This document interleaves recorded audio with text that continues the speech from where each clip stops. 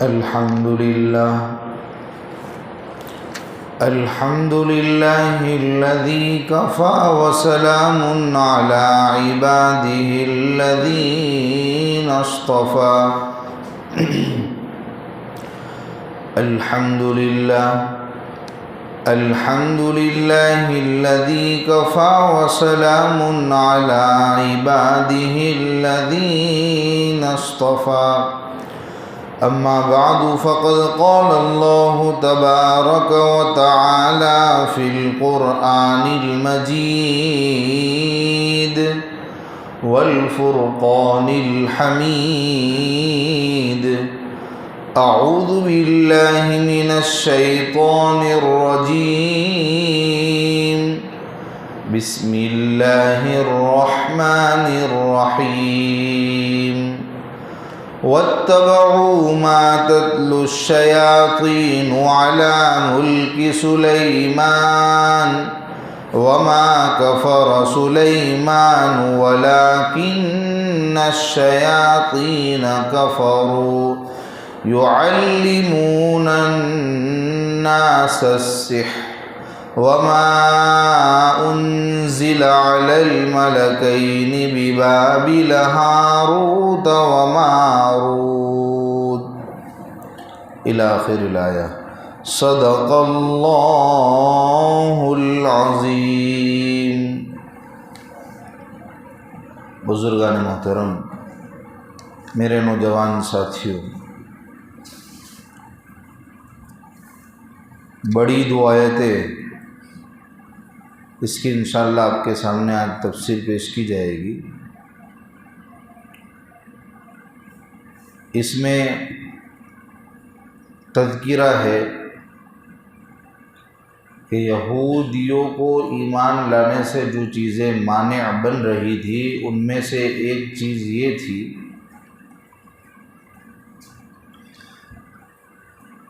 کہ انہوں نے غلط علم کو چن لیا تھا، غلط علم کے پیچھے پڑ گئے تھے. اپنی مصروفیت انہوں نے جادو سکھانا جو کہ ایک غلط علم ہے، حرام ہے، اس کے پیچھے وہ پڑ گئے تھے. اللہ کے نبی صلی اللہ علیہ وسلم دنیا میں تشریف لائے اور ایک نسخہ کیمیا ساتھ لائے، اور تورات میں ان کو حکم تھا، اس کو ان کو فالو کرنا چاہیے تھا کہ اللہ کے نبی کو مانتے، قرآن کو مانتے. ان سے یہ عہد دیا گیا تھا،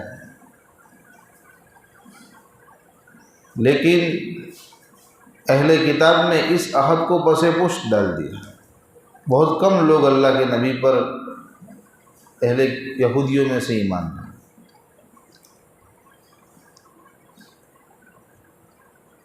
تو انہوں نے کیا کیا تو کہ وہ غلط علم انہوں نے چنا، اس کے پیچھے لگ گئے.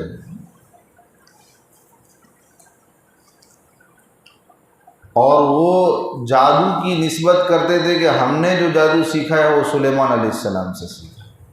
یہ سلیمان علیہ السلام پر غلط افترا تھا. جادو یہ کفر ہے، اور ایک پیغمبر کبھی کفر نہیں سیکھا سکتا. پیغمبر کا کام کافر بنانا نہیں ہے، پیغمبر کا کام مومن بنانا ہے، ایمان والا بنانا. تو کیسے سیکھا کہ وہ سلیمان علیہ السلام کے زمانے میں ان کی جو حکومت تھی وہ چرین پرین شیاطین جنات انسان سب پر ان کی حکومت تھی. یہودی تو سلیمان علیہ السلام سے، حضرت داؤد علیہ السلام سے بہت بغض رکھتے تھے، ان کو نبی ہی نہیں مانتے تھے، بلکہ سلیمان علیہ السلام ان کی طرف بت پرستی اور شرک کی نسبت کرتے تھے کہ وہ تو شرک کرتے. اور ان کو اللہ نے جو پورے عالم پر ان کی جو حکومت تھی تو ان کی وہ عالمگیریت حکومت، اس کو وہ جادو کا کرشمہ قرار دیتے تھے کہ یہ تو جادو ہے. جادو کی وجہ سے ان کی اتنی حکومت. تو خیر و سلیمان علیہ السلام حقیقت یہ تھی کہ ان کے زمانے میں ان کی جو حکومت تھی وہ چرین پری انسان اور جنات سب پر تھی. ان کا دربار جب لگتا تھا دربار سلیمانی تو سب اس میں آتے تھے، انسان بھی آتے تھے، شیطان بھی آتے تھے، اور سب آپس میں رل مل کے رہتے تھے۔ تو شیاطین نے یہ جادو اس وقت انسانوں کو سکھلایا، پھر وہ انسان شیاطین الانس بن گئے، انسان کی شکل میں شیاطین۔ تو یہ نسلاً بعد نسلین سکھاتے سکھاتے یہ جادو پہنچا ہے یہود تک، اور وہ سیدھا اس کو جوڑتے تھے سلیمان علیہ السلام سے، یہ افترا کرتے تھے، جھوٹ باندھتے تھے، بہتان باندھتے تھے سلیمان علیہ السلام۔ سلیمان علیہ السلام کے دربار میں جو شیاطین نے انسانوں کو جادو سکھایا تھا وہ چلتے چلتے چلتے ان تک پہنچا۔ تو ان یہودیوں کے زمانے میں جادو کا بڑا زور تھا، وہ جادو کو ہی سب کچھ سمجھتے تھے۔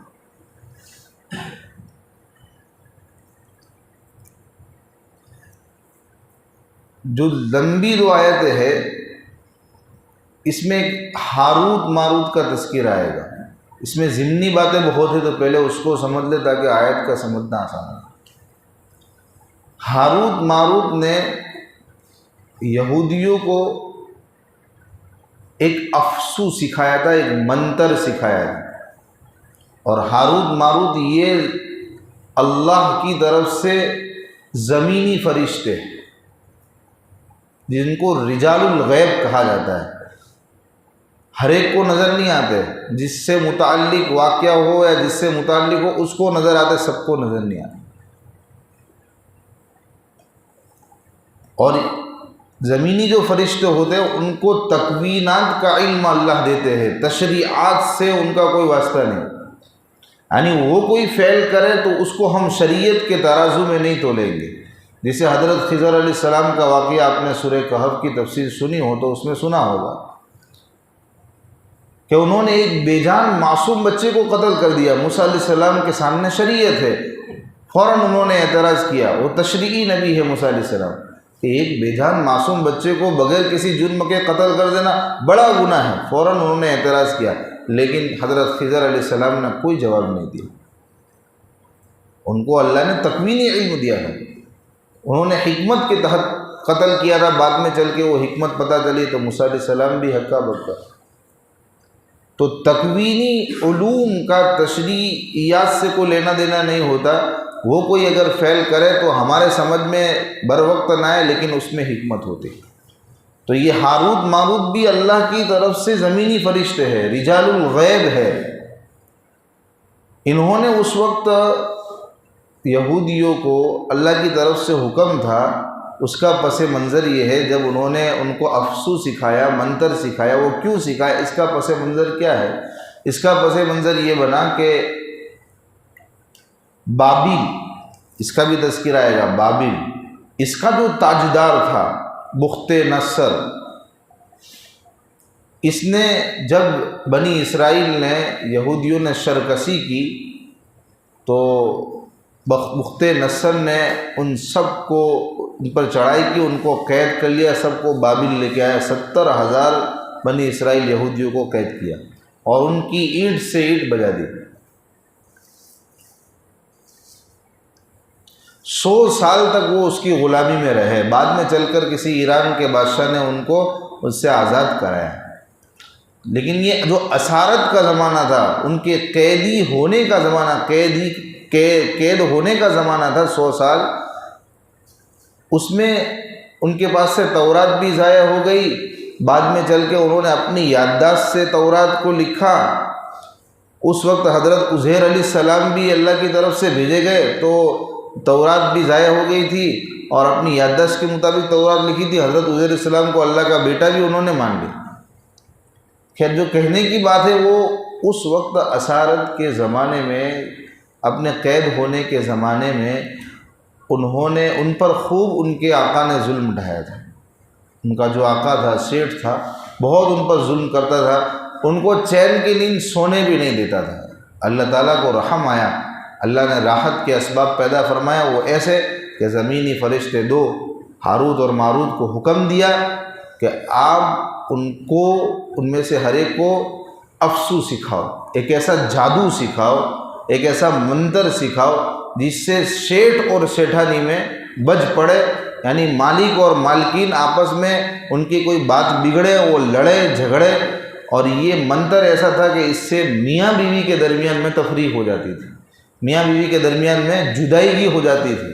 تو ایسا منتر اللہ کی طرف سے سکھانے کا حکم ہو، اور یہ زمینی فرشتے، ہم ان پر کوئی اعتراض بھی نہیں کر سکتے کہ بھئی ایسی تھی۔ ویسے آج کے زمانے میں اور شریعت کی نگاہ سے ہم اس کو دیکھنے جائیں گے تو ایسا تعویذ کرنا، ایسا جادو کرنا حرام ہے جس سے میاں بیوی کے درمیان میں تفریق ہو جائے، جدائیگی ہو جائے، حرام ہے۔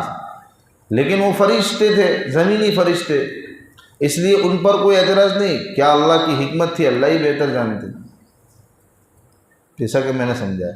اور یہ کام اللہ نے نبی سے نہیں لیا، پیغمبر سے نہیں لیا، اس لیے کہ پیغمبر کی شان کی یہ مناسب نہیں تھا، پیغمبر کی شان کے خلاف تھا کہ پیغمبر سے ایسا عمل کرا جائے، ایسا جادو لوگوں کو سکھلایا جائے کہ جس سے میاں بیوی کے درمیان میں تفریق، سیٹھ اور سیٹھانی میں بجے، تاکہ پھر وہ رات میں جھگڑتے رہے اور نوکر آرام سے سوئے۔ ان کو سونے نہیں ملتا تھا، وہ سونے نہیں دیتے تھے، تو ان کو ہی آپس میں ایسا باج دیا، لڑا دیا، ایسا جادو سکھایا کہ جس کو وہ کرے تو وہ آپس میں لڑنے لگے، ان کی آپس میں لڑائی شروع ہو اور نوکر آرام سے سوئے۔ تو اللہ نے پیغمبر سے یہ کام نہیں لیا۔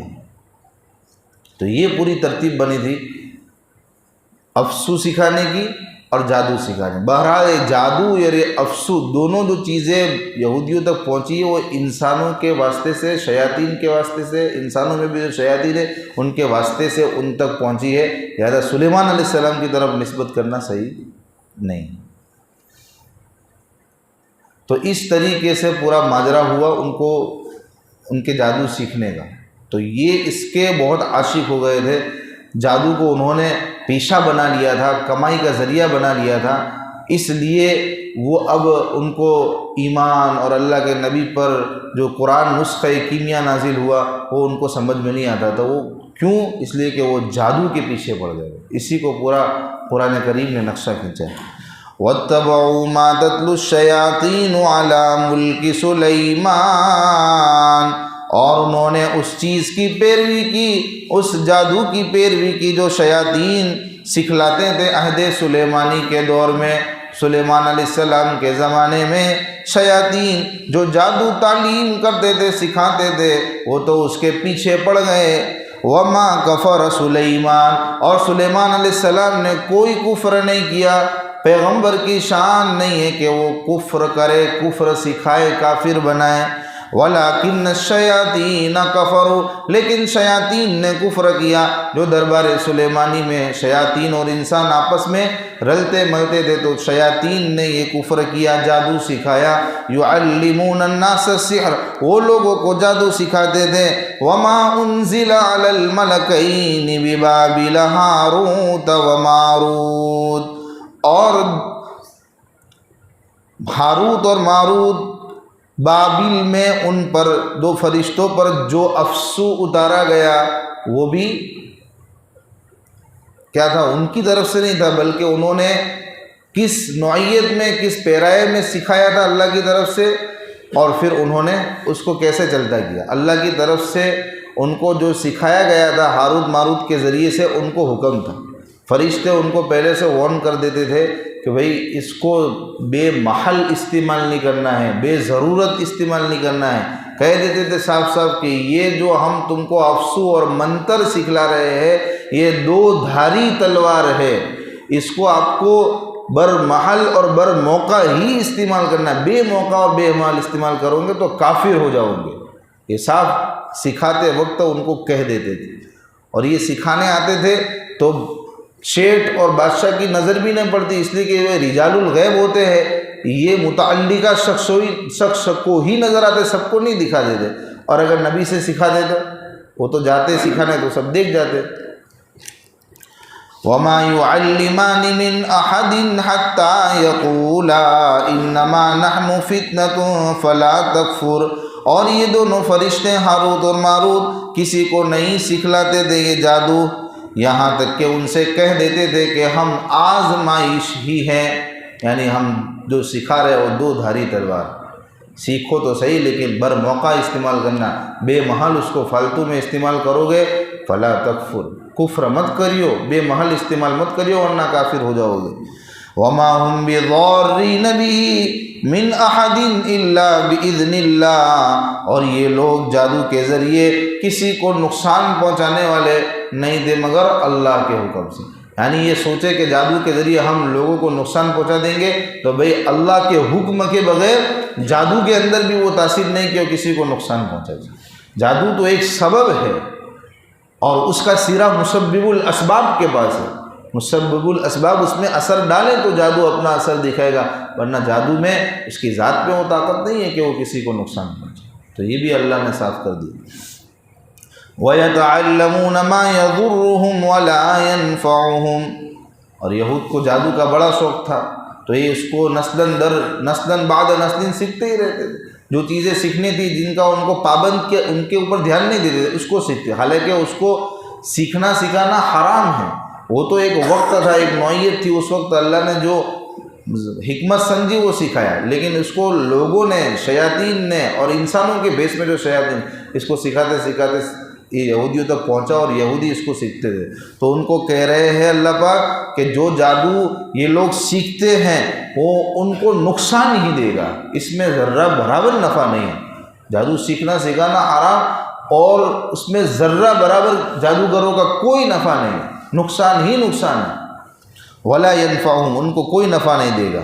وَلَقَدْ عَلِمُوا لَمَنِ اشْتَرَاهُ مَا لَهُ فِي الْآخِرَةِ مِنْ خَلَاقٍ، اور یہ لوگ جانتے ہیں، یہ جادو سیکھنے والے یہودیوں میں جانتے ہیں کہ یہ جادو جس کو ہم نے اپنایا ہے، جس کو ہم سیکھ رہے ہیں، جس کو ہم اختیار کر رہے ہیں، اس کی بنیاد پر آخرت میں ہمارا کوئی حصہ نہیں ہوگا، جادوگر بن کے ہم جنت میں نہیں جا سکیں گے، جنت میں ہمارا کوئی حصہ نہیں ہوا، یہ جانتے ہیں، اس کے باوجود بھی وہ سیکھتے ہیں۔ وَلَبِئْسَ مَا شَرَوْا بِهِ أَنفُسَهُمْ، بہت بری ہے وہ چیز جس کو انہوں نے اپنی ذاتوں کے لیے اختیار کیا، یعنی یہ اپنی ذاتوں پر ظلم ڈھا رہے ہیں نا، اپنی ذاتوں پر یہ جادو سیکھ کے وہ جو کچھ بھی کر رہے ہیں وہ اس میں اپنا ہی نقصان کر رہے ہیں، غلط انہوں نے اپنی ذاتوں کے لیے یہ چیز چنی ہے۔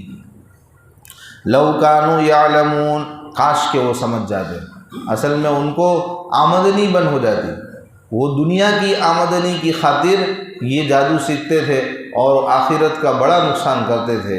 اللہ نے فرمایا وَلَوْ أَنَّهُمْ، ان کو ایمان کی دعوت دی، وَلَوْ أَنَّهُمْ آمَنُوا وَاتَّقَوْا لَمَثُوبَةٌ مِّنْ عِنْدِ اللَّهِ خَيْرٌ، اگر یہ لوگ ایمان لے آتے اور اللہ سے ڈرتے تو اللہ کے یہاں بہترین بدلہ پاتے ہیں، یعنی دنیا کی آمدنی کے مقابلے میں تو اللہ کے یہاں ان کو خوب بہترین بدلہ ملتا، کب؟ جب کہ وہ ایمان لے آتے، اللہ سے ڈرتے، لیکن انہوں نے تو جادو غلط طریقہ چنا۔ لَوْ كَانُوا يَعْلَمُونَ، کاش کہ ان کو عقل آوے، کاش کہ وہ سمجھے۔ تو یہ پورا جو درس قرآن تھا آج، بہت اس میں دو اہم اور ضروری باتیں سمجھائی، پس منظر بھی میں نے بتایا۔ اللہ تعالی ہم سب کو ایسی غلط چیزوں میں پڑھنے سے ہم سب کی حفاظت فرماوے، آمین۔ صدق اللہ۔